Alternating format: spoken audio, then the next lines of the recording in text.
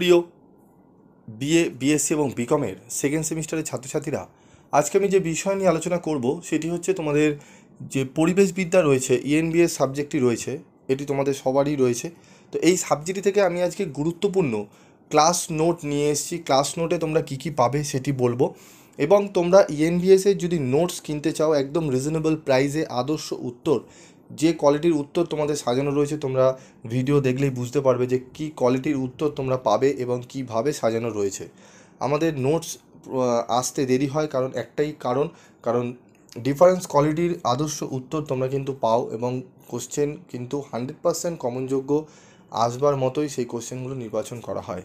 ঠিক আছে, এবং আমাদের বিভিন্ন অভিজ্ঞতা দিয়ে আমরা কিন্তু বিভিন্ন টিচাররা সেগুলো চেষ্টা করি তোমাদেরকে প্রোভাইড করার, সেইভাবেই কিন্তু বানানো হয়। তো আজকের এই ভিডিওতে তোমরা পাবে তোমাদের হচ্ছে 2 নম্বরের কিছু গুরুত্বপূর্ণ প্রশ্ন, এবং সাথে প্রশ্নই নয় উত্তরও তোমরা পাবে, এবং পিডিএফ নোটস তোমরা এই যে ভিডিওতে আমি আলোচনা করব এর পিডিএফ নোটস তোমরা কিভাবে পাবে সেটি নিয়েও আমি আলোচনা করব। তো চলো আজকে আমি শুরু করি তোমাদের কোশ্চেন অ্যান্সার। যারা পিডিএফ নোটস স্টাডি মেটেরিয়াল সংগ্রহ করতে চাইছো তারা 7278981430 এই নাম্বারে যোগাযোগ করবে। কিভাবে কবে পাবে সমস্ত কিছু তোমরা হোয়াটসঅ্যাপ করলে জানতে পারবে। তো Calcutta university semester 2 পরিবেশবিদ্যা, সিভ্যাক environmental education suggestion 2024 প্রথম অধ্যায় থেকে যে গুরুত্বপূর্ণ প্রশ্নগুলো পড়ব, মানে আমাদের পড়তে হবে, সেগুলো দেখে নেব, এবং আরও অধ্যায়গুলো দিয়ে আমি শুরু করব বলা। তো দেখো, পরিবেশ শিক্ষা কাকে বলে? পরিবেশগত শিক্ষা হলো যে শিক্ষা মানুষ পরিবেশের মাধ্যমে পরিবেশের বিষয় এবং পরিবেশের জন্য গ্রহণ করার শিক্ষা। পরিবেশ শিক্ষা হলো শিক্ষার্থীকে পরিবেশের বিভিন্ন উপাদান সম্পর্কে সম্যক জ্ঞান দান করা এবং পরিবেশ সংরক্ষণ ও উন্নয়নে তাকে উৎসাহিত করা। ইংলিশ টার্মটা দেখে নাও। Environmental education is a education through the environment, about the environment and learning to accept the environment. ঠিক আছে, তো ইংলিশ ভার্স ক্যাপশনটা তোমরা দেখে নেবে এবং পারলে স্ক্রিনশট তুলে নিতে পারো। তারপর দেখো, ভারতের পরিবেশগত শিক্ষা কবে চালু হয়? ভারতের পরিবেশগত শিক্ষা চালু হয় সুপ্রিম কোর্টের নির্দেশে 1991 সালে। Environmental education in India was started in 1991 on the orders of the supreme court.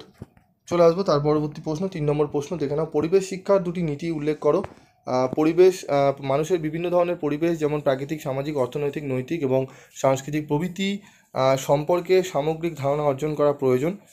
প্রাক বিদ্যালয় থেকে শুরু করে উচ্চ শিক্ষার স্তর পর্যন্ত প্রথাগত এবং প্রথা বহির্ভূত শিক্ষার মাধ্যমে পরিবেশ শিক্ষার নীতিগুলিকে কার্যকর করা ও তাদের প্রয়োগ করা প্রয়োজন। ঠিক আছে, তারপর রয়েছে আমাদের ইংলিশ ক্যাপশনটা দেখে নাও, তোমরা পারলে স্ক্রিনশট তুলে নেবে। ঠিক আছে, তারপর দেখো আমাদের পরিবেশ শিক্ষার গুরুত্ব লেখো। পরিবেশগত শিক্ষা মানুষের এবং পরিবেশের সম্পর্ক, বিশেষ করে পরিবেশ অবনমন সম্বন্ধে অবহিত হওয়া যায়। তারপর দেখো আমাদের পরিবেশগত আইন বলতে কী বোঝো? পরিবেশগত আইন হলো জলের গুণমান, বায়ুর গুণমান, বিপন্ন বন্যপ্রাণী এবং অন্যান্য পরিবেশগত কারণগুলির সাথে সম্পর্কিত আইন ও প্রবিধানগুলির একটি সংগ্রহ। পরিবেশের দীর্ঘমেয়াদী সুরক্ষা এবং পরিবেশের বিভিন্ন উপাদানগুলির মধ্যে ভারসাম্য রক্ষার উদ্দেশ্যে মানুষের কার্যাবলীকে নিয়ন্ত্রণ করার জন্যই কিছু আইন বিধিবদ্ধ করা হয়, যা পরিবেশ আইন নামে পরিচিত। ঠিক আছে, এটি দ্বিতীয় অধ্যায় থেকে গুরুত্বপূর্ণ প্রশ্ন, এবং আরও প্রত্যেকটা অধ্যায় থেকে তোমাদের এরকম 2 নম্বরে আরও অনেক প্রশ্ন রয়েছে। তোমরা যদি স্টাডি মেটেরিয়াল সংগ্রহ করতে যাও অবশ্যই তোমরা যোগাযোগ করবে। 2 নম্বর হচ্ছে পরিবেশ আইনের দুটি প্রয়োজনীয়তা লেখো। পরিবেশ আইনের দুটি প্রয়োজনীয়তা হলো মানুষকে সুস্থভাবে বেঁচে থাকার অধিকার প্রদান, বাস্তুতন্ত্রের ভারসাম্য রক্ষা করা। দ্য এনভায়রনমেন্টাল রুলস, এটা বুলস হয়ে গেছে, রুলস 1999 কি? The environmental siting for industrial project rules 1999 এ শিল্প প্ল্যান্ট স্থাপনের ক্ষেত্রে যেগুলি এড়ানো উচিত, সাইট নির্বাচনের ক্ষেত্রে যেসব সতর্কতা অবলম্বন করা উচিত এবং শিল্প উন্নয়ন প্রকল্প বাস্তবায়নের সময় পরিবেশগত সুরক্ষার দিকগুলি বিবেচনা করা উচিত সে সম্পর্কে বিশদ বিধান নির্ধারণ করা হয়েছে।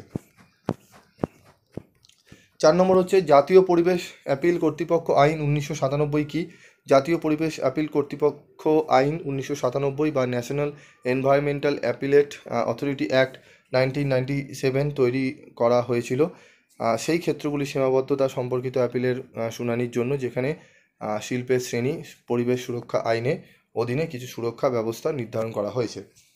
বায়োমেডিক্যাল বর্জ্য কি? ব্যবস্থাপনা এবং পরিচালনা বিধি 1998 কি?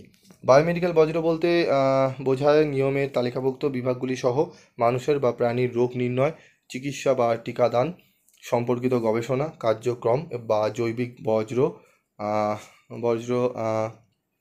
উৎপাদন বা পরীক্ষার সময় উৎপন্ন জিনিস, বায়োমেডিক্যাল বর্জ্য ব্যবস্থা এবং পরিচালনা বিধি 1998 হাসপাতালের বর্জ্য পরিচালনার প্রক্রিয়াকে সহজ করে, যেমন নিষ্পত্তি, সংগ্রহ এবং বাছাই। ভারতের জলবায়ু প্রতিশ্রুতি সংক্রান্ত আমাদের পার্সি চুক্তির ফলাফল কি, চলো দেখে নিই। প্যারিস হবে, এটি পার্সি হবে না। প্যারিস চুক্তির ফলাফল কি? ইউরোপীয় ইউনিয়নের নেতৃত্ব দিয়েছিল যখন মার্কিন যুক্তরাষ্ট্র সম্মতিতে সর্বশেষ এবং উচ্চাকাঙ্ক্ষার দিক থেকে দ্বিতীয় স্থানে ছিল। প্যারিস চুক্তির উচ্চাকাঙ্ক্ষা বিভাগে কোন কোন দেশ ছিল?